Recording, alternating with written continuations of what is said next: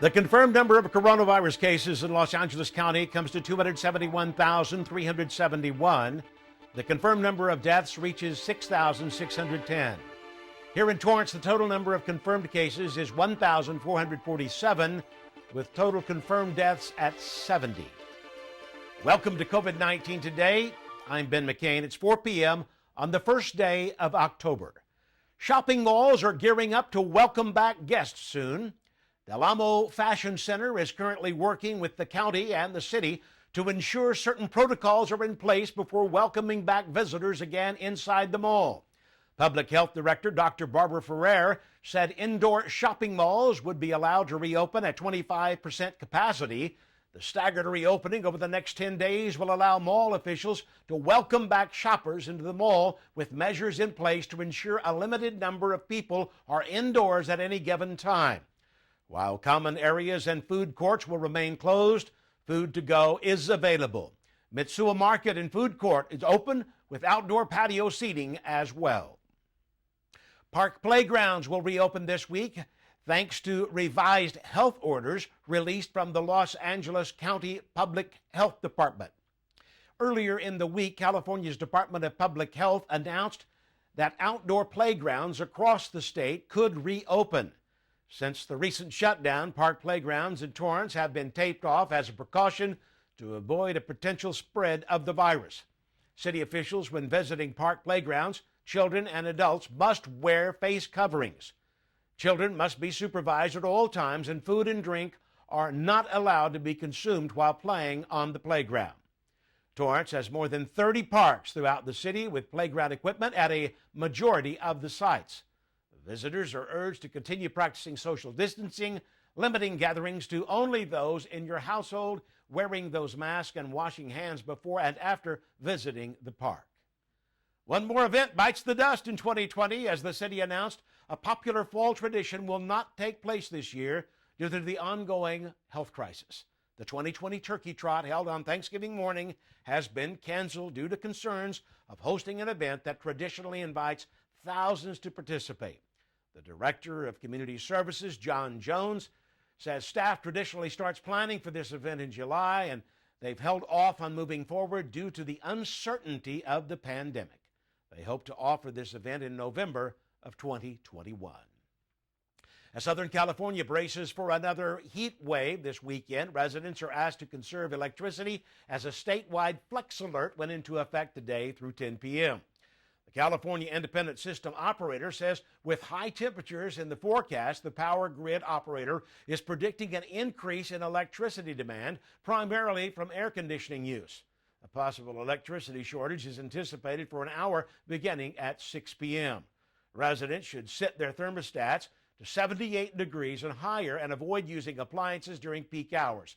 Keep windows and doors closed, unplug phone chargers, power strips without a switch, and other equipment not in use. Turn your water heater down to 120 degrees and make sure your air conditioner filter is clean, as dirty filters force the unit to use more energy and could increase cost. Taking these precautions should help avoid power interruptions and rotating power outages. The National Weather Service showed today's temperatures breaking records and anticipate more of the same going into the weekend. With just more than a month until the November election, more destinations are being added as voting centers. Now you can add the Hollywood Bowl and the Dorothy Chandler Pavilion at the Downtown Music Center to the list of venues. Both locations will be open beginning October 24th for people to cast their ballots, regardless of the voter's city of residence. Locations like the Staples Center, the Forum, Dodger Stadium, and the SoFi Stadium, along with the concert halls, were designated due to their sheer size and ability to offer social distancing for voters and a safe location for people to cast their ballots. According to Hollywood Bowl and Music Center officials, both locations will offer hand sanitizing stations at entry and exit points. Ballot marking devices and commonly touched surfaces will also be cleaned and disinfected after each use. There will be free parking at all of the added voting centers in the county as well. A South Bay gym recently received a generous donation. The South Coast Botanic Garden dedicated and named the Rose Garden in honor of Dorothy and John Bohannon. The couple gifted the organization with its largest private philanthropic donation of $2 million. John Bohannon is a former trustee and board president and honors his late wife with this gift. They were both longtime volunteers and served as a trustee for over a decade. He also served as president of the board of directors for 2 terms. The Rose Garden is the first specialty garden within the 87 acres to be named in honor of a donor. The mission of the South Coast Botanic Garden hopes to serve the community by providing a unique horticultural and wildlife habitat experience. They offer educational programs and events throughout the year. They are located at 26300 Crenshaw Boulevard. The garden is open from 8 a.m. until 5 p.m. daily. You must purchase a ticket through their online reservation system. Visitors and staff must wear face coverings at all times, and social distancing is required from groups outside of your household. A major win for the movement to create safer cosmetics. California Governor Gavin Newsom signed into law the Toxic-Free Cosmetics Act. Torrance Assemblyman Al Muratsuchi was instrumental in getting Assembly Bill 2762 passed. It is the nation's first state-level ban of 24 toxic ingredients, including mercury, fluorinated chemicals known as PFAS, long-chain parabens, and formaldehyde from the beauty and personal care products that Californians use every day. While many of these ingredients are already banned from cosmetics and other personal care products sold in Europe and other parts of the world, there are still some that carry these toxic ingredients in products sold in the U.S. The banned chemicals are linked to harmful impacts on health, leading to possibly cancer, birth defects, damage to reproductive organs, and much more. Formaldehyde is said to be found in some bubble bath products, and mercury could be found in skin creams. California now joins 40 other nations who are protected from harmful cosmetics. Governor Newsom is making history again. Newsom signed into law yesterday plans to create a 9-member task force dedicated to developing recommendations for reparations, what it might take, and who would be eligible to receive them. While the law doesn't limit reparations to slavery, it requires the task force to give special consideration for black people who are descendants of slaves. This could come in the form of cash payment, student loan forgiveness, public works projects, or job training. The task force must have its first meeting no later than June 1st and must submit its recommendations to the state 1 year after its first meeting. The governor said our painful history of slavery has evolved into structural racism and bias built into and permeating throughout our democratic and economic institutions. This is not just about California. This is about making an impact and a dent across the rest of the country.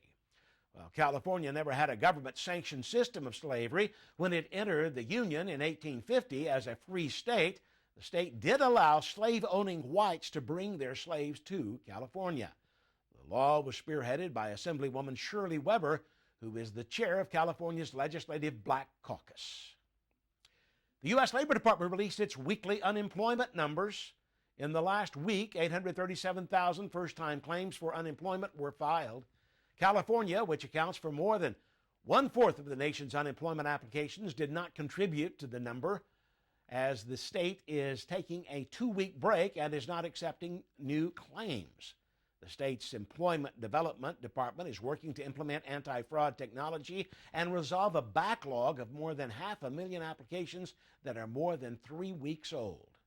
Nationwide, while jobless aid has seen a decrease in recent weeks, currently there are nearly 25 million who are receiving some form of financial aid.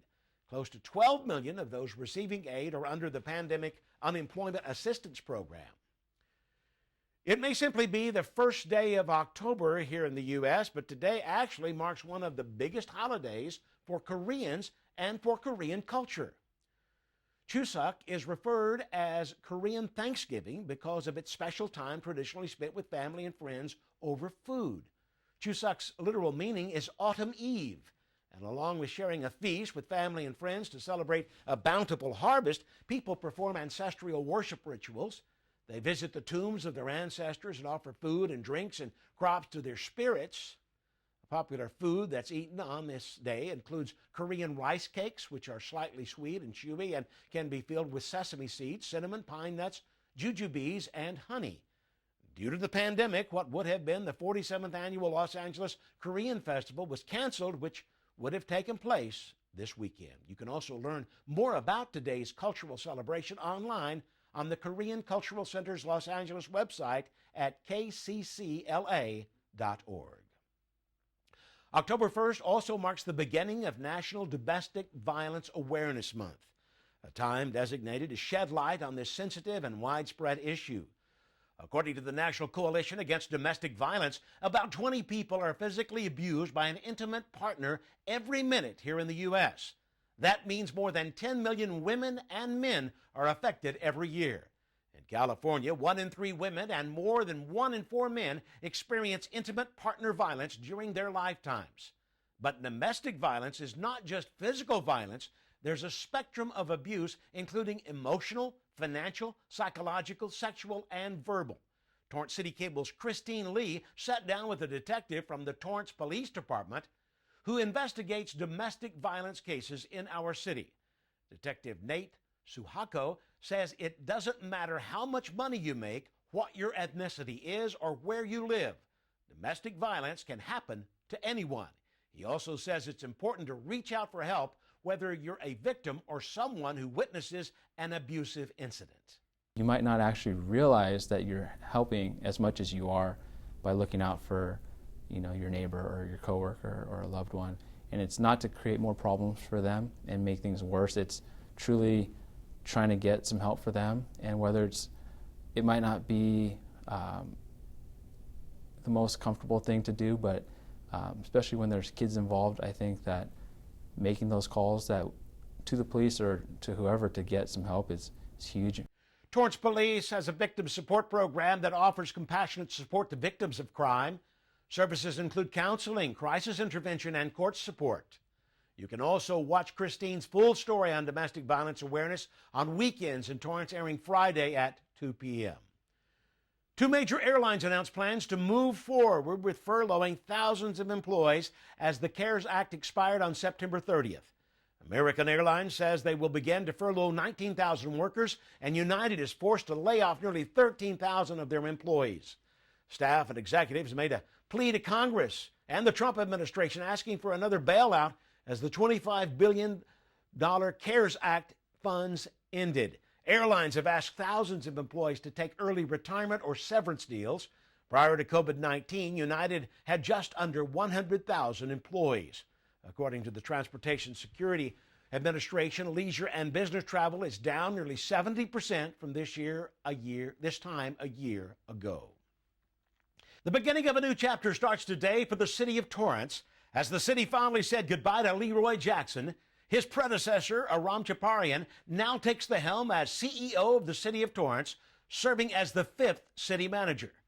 Chaparian served as the assistant city manager since 2018 and joined the organization in 2001 as an intern with the city manager's office. His extensive experience working with city projects, including the Simon Mall's $300 million renovation at Del Amo, along with successful labor negotiations, land management, strategic planning, and more recently, guiding staff through a cyber incident, civil unrest, and ongoing COVID-19 pandemic. Chaparian said, "I am humbled and honored for the opportunity to serve the residents, businesses, and visitors of Torrance as its next city manager. I will strive to continue Leroy Jackson's legacy of service and endeavor to lead our organization with integrity, honesty, and transparency.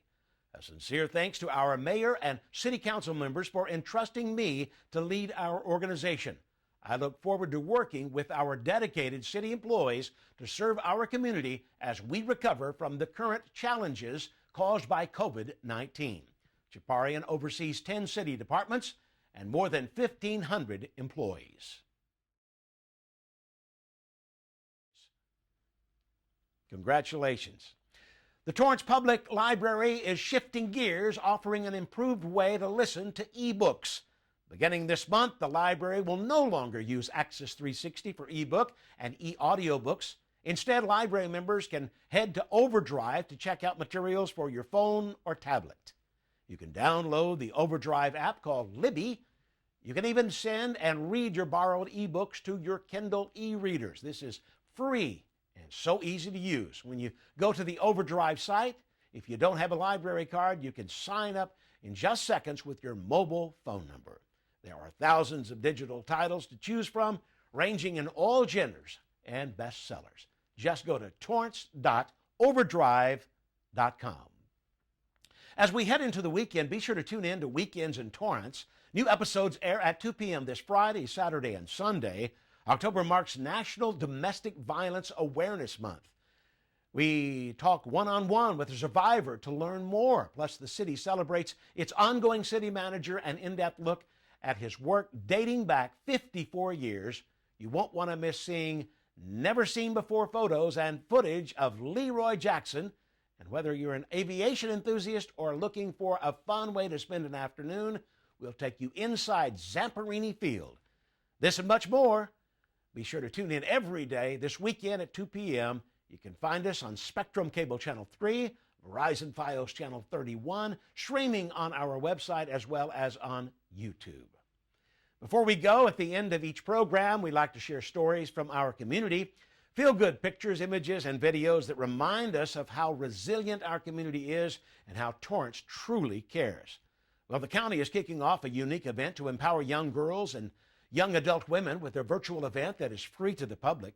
This year's event is called Girls with Dreams Become Women with Vision, and it includes powerful speakers, interactive sessions, virtual workshops, and virtual concerts. This event is geared for girls ages 11 to 18 and is free to attend all month long. The official kickoff event is Women in Leadership in Los Angeles County, and it begins at 4:30 today. You can go to parks.lacounty.gov/GEC 2020. What a great way to educate, empower, and inspire young girls of all ages and backgrounds. Now, if you have a great story to share, email us at COVID-19today@torranceca.gov. We'd love to hear from you. Well, that's our update for COVID-19 Today. Be sure to tune in tomorrow, Saturday, and Sunday for new episodes of Weekends in Torrance. We'll see you back on Monday as Leslie Robbins brings you the latest. Be safe, stay healthy, and thanks for tuning in. We'll see you next time.